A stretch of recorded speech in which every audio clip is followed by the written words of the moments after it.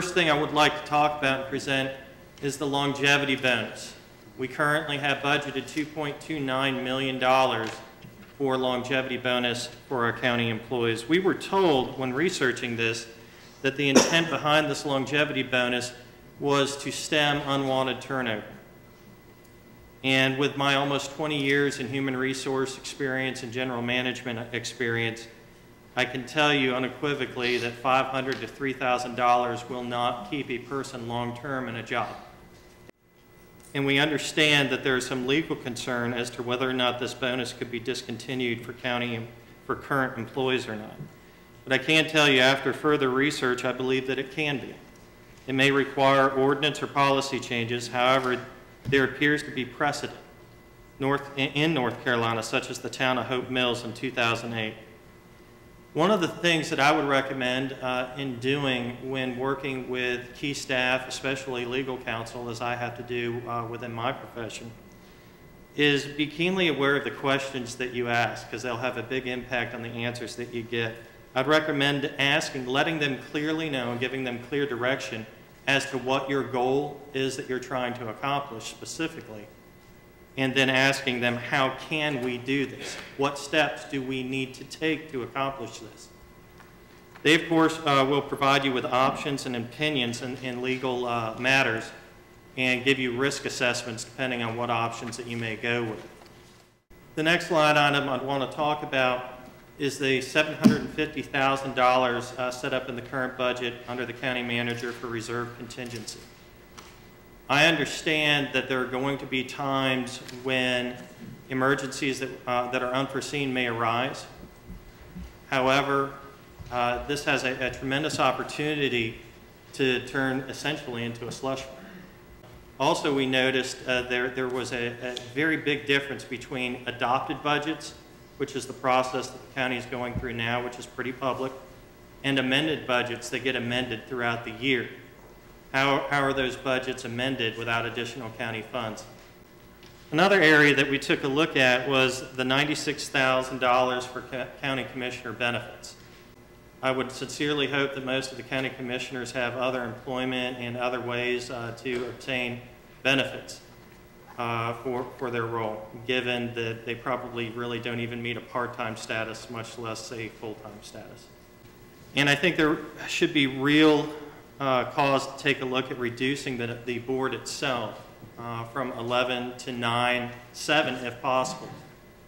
We're not the largest county in the state, but we have the largest board within the state by far.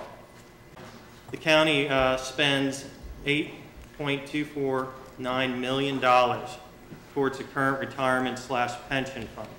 You're going to hear in this presentation talk about the pension fund and the 401k. They are different. So when you hear those two, keep in mind that those are two different plans. In the beginning, county employees contributed more than taxpayers did.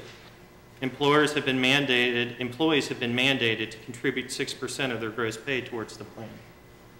Recently, the taxpayers' contribution towards the plan has gone up from 4.8% to almost 7% and is expected to continue to increase. If the county were to discontinue its participation in the plan, it would save taxpayers approximately $8 million. Bear in mind that there are state statutes which cover specifically law enforcement in this area. We understand there would be legal research involved by the county attorney to provide the board with options on how to accomplish this either short or long term.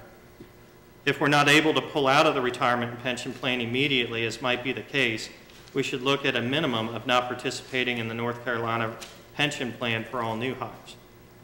In this scenario, we'd recommend that all current employees continuing to participate in the retirement pension plan would no longer receive 401k taxpayer contributions, a separate plan, which we'll talk about later, which is currently set at 5% of the gross. They would still be eligible to contribute on their own to a 401k, and our research shows that this is an option available to the board now. For new hires that would not be participating in the North Carolina Retirement Pension Plan, we'd recommend a 15% taxpayer match on employees' eligible contributions. And I'll go into more detail about that when I get to the 401k slide. Instead of the current 5% of gross pay that the taxpayer match is giving now. They would also have the benefit of not having to contribute 6% of their gross pay and could choose to spend or invest as they saw fit. One option would be a contingent upon the conditions of participation as set in North Carolina State Retirement and Pension Plan that would need to be looked into further by the county attorney.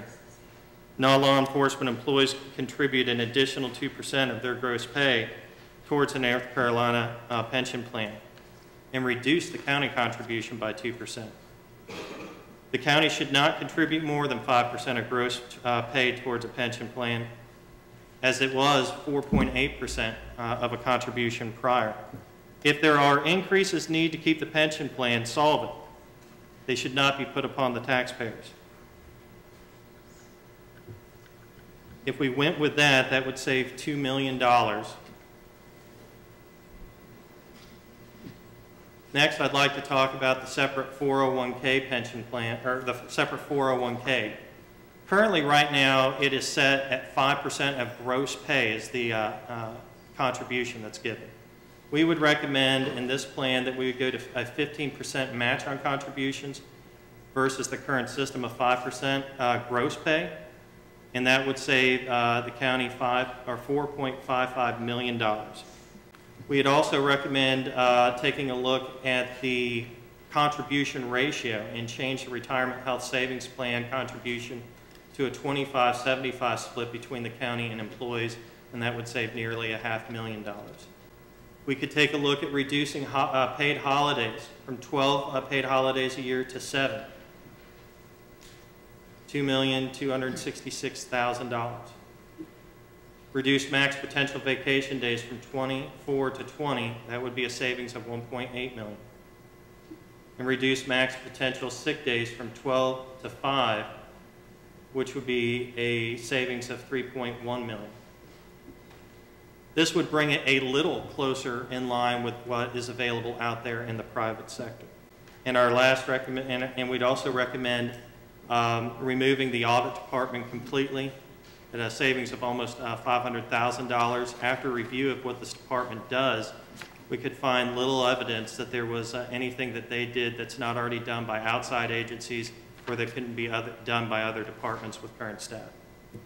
And a total potential savings in this area to choose from is $22.834 million. Thank you.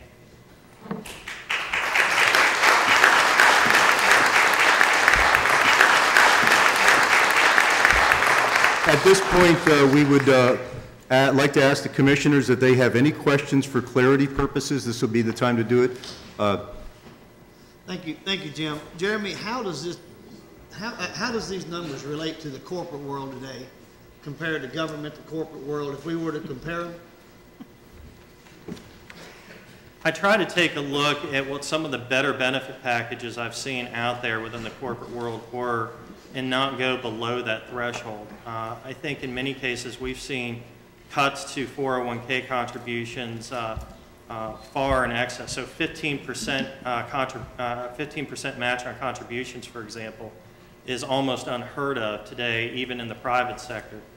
So we tried to still be very, very generous in acknowledging the hard work and efforts of our county employees, but bring it at least a few steps closer to what we see in the private sector, because we haven't seen stuff like longevity bonuses since I've been doing this. Commissioner Parks, you had a question? On the reduction of benefits, you were talking about the courts probably maybe haven't resolved this issue. You mentioned Hope Mills. What happened in Hope Mills in that case? The town of Hope Mills, my understanding from that is it required an ordinance change, then a policy change, and they were able to accomplish that for a future year to do away with their longevity bonus as for current and future employees.